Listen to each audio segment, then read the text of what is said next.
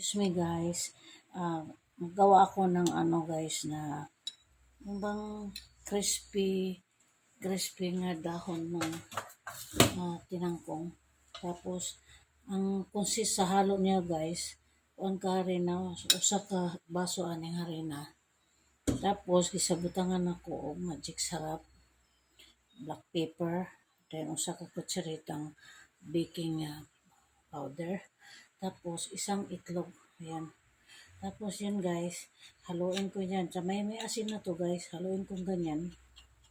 Ganyan. Para bang gumawa ka ng cake guys.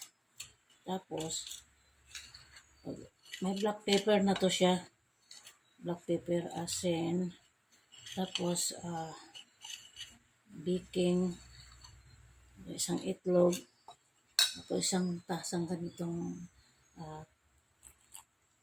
harina. Tapos, haluin mo siyang ganun guys. Hanggang sa, yung bang gumagawa ka ng ano, para kang gumawa ng pancake. Yung ganyan lang ka lapot yung harina. Tapos, halo ng halo. Hanggang sa mawala na yung parang bilog-bilog.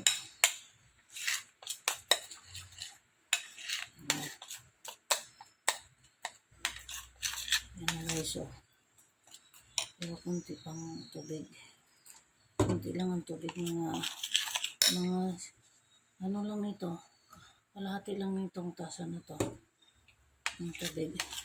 Kasi kailangan parang cake style at pancake ang gawin mo sa harina na may halong itlog.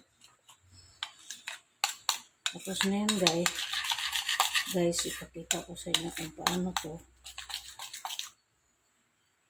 gawin ang gaya nito guys, itong dahon na to. Ganyan yan. Ayan. Tapos, dito na ipakita ko sa inyo guys. Tapos ito na guys yung mainit na yung mantika. Ganito na yun guys yung dahon, no? Ito. Tapos, ilagay mo ganyan. Ayan. Tapos, saka yan, pakransihin mo talaga yan. Tapos, ito, matalbos to ng tinangkong. Ayan. Kita ko sa inyo. Kasi, may garden kasi ako, kaya nakapitas lang ako kahit anong oras. Ayan na, oh. Ayan ito guys, oh. Lagyan ko ng harina to. Ayan. Ayan. Tapos, yan. Dito ko nalagay. Ayan. Ayan na guys, oh. Tapos, tingnan mo yung kalabasan guys, oh. Pagka, ano na yan, brown na, crunchy na. So, lagyan natin dito. Ganito lang guys, madali lang luto ng gulay ito sa probinsya. Pwede din ang dahon ng talbos ng dahon ng kangkong. Yung kangkong sa Tagalog. Kangkong sa Bisaya. Ganyan, oh. Yan, sarap na yan. So, ayan, okay na yan. Tignan natin kung brown na to. Ayan. Ayan, oh. Tignan mo guys, ang galing tingnan. Kangkong lang ha. Yung tinangkong na dahon. Magawa ka ng ganito. Wala na, ulam na. Alam mo guys kung saan ko to nalaman tong klaseng luto na to. doon sa Dubai. Doon ako nakagawa ng ganitong style. Kasi maraming mga tinangkong o tangkong bang malalaking dahon. Ginawa ko ng ganun.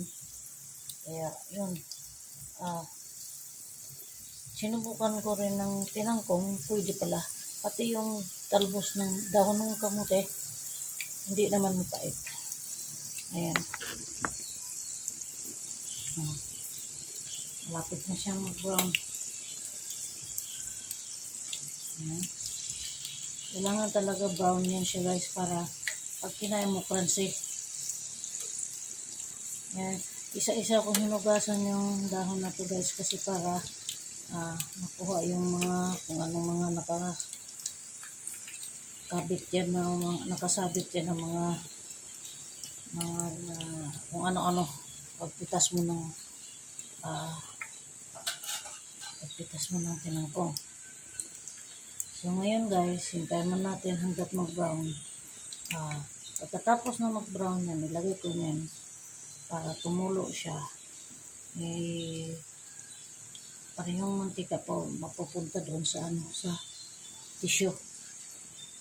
Tapos, pwede na, patayin mo. So, ang gawin mo nito guys, pwede mo itong sausawan tuyo. Tuyo ang sausawan nito guys, masarap. Tapos, lagyan ng siling tuyo. Wow. Yan na. Brown na yung isa kasi yung una yung isa. Una ko na ilagay. Maglagay naman tayo ng isa. Yan.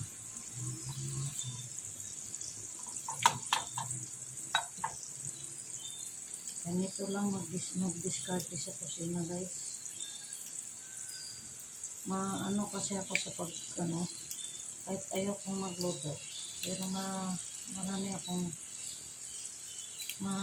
akong style na nagawa.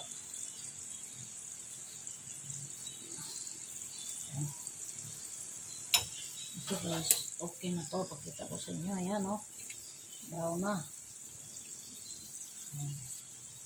Ito rin o. Ayan. Crunchy na yan.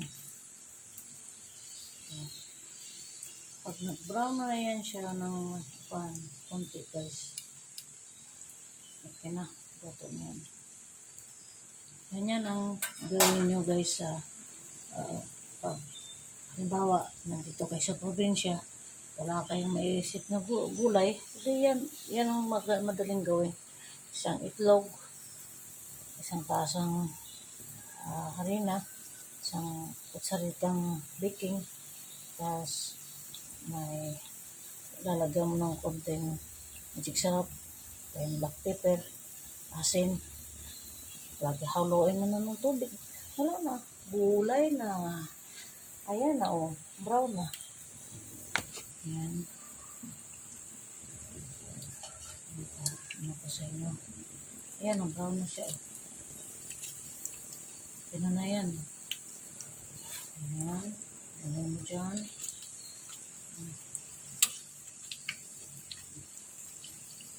Ayan. Ito guys, finish na to. Ayan. Ayan. So, muna tayo ng ito guys. Yan naman yung guys, yung talbos ng purple. Dito, basta marunong ka lang dumiskarte sa mga ulam-ulam. Madali kang, lalo na pag may garden ka. Ayan. Ang ganda, tingnan yan. Tingnan mo guys, para siyang 5 finger. Ayan. Ang galing ano. So guys, yan lang ang ginawa ko ngayong gabi. And subscribe and like and share. And good night. And mga loads, mga karels, subscribe